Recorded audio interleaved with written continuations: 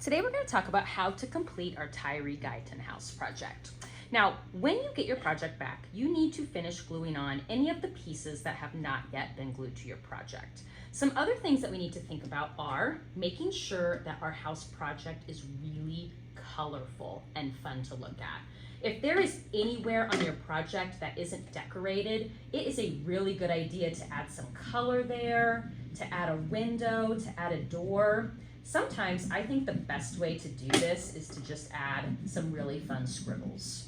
If you're not a scribble person, of course you can take the time to color in your project a little bit more inside the lines. So do your thing, make it colorful. You can add designs, you can add shapes, you can add lines, whatever you think is going to make your project interesting. I noticed that Tyree also liked to do things like draw faces on his houses, or sometimes he would write alphabet symbols or numbers. So it's totally up to you how you choose to decorate your house.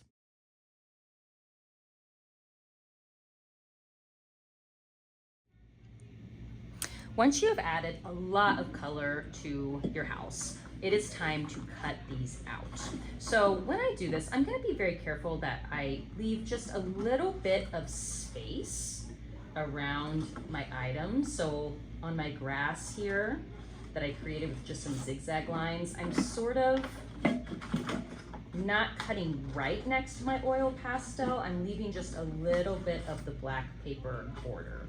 Now, sometimes cutting out complicated shapes like this can be tricky. So if you get to a spot where you can't really turn your scissors very well to keep going, my tip for you is to just go to a different area of your house and start cutting out there, because that might be a little bit easier place to get your scissors in, and then you can go back cutting from the other direction to get all these little pieces to kind of fall out.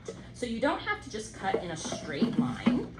You can kind of move around, cut out different sections until you have cut away all of the background of your house.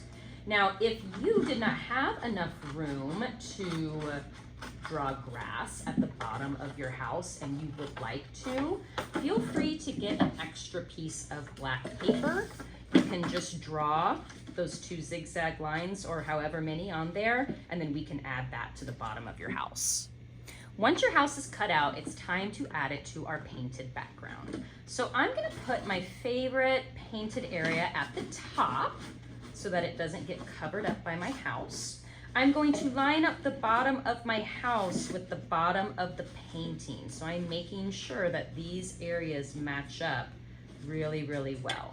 Now, once they're matched, I'm going to take my glue, twist the orange part open, and I'm going to lift up one side of my house and add some glue dots, not puddles or not giant blobs, but just dots around the edge of my house. I do not need any in the middle. And then I'm going to glue that side down. Then I can lift up another area of my house carefully, add some dots of glue, and then glue that side down. Any other items that you have created, such as clouds, maybe a sun, or other fun creative details that you came up with in your own imagination, can be glued on as well. When your house is colorful and full of creativity, then you are complete for the day.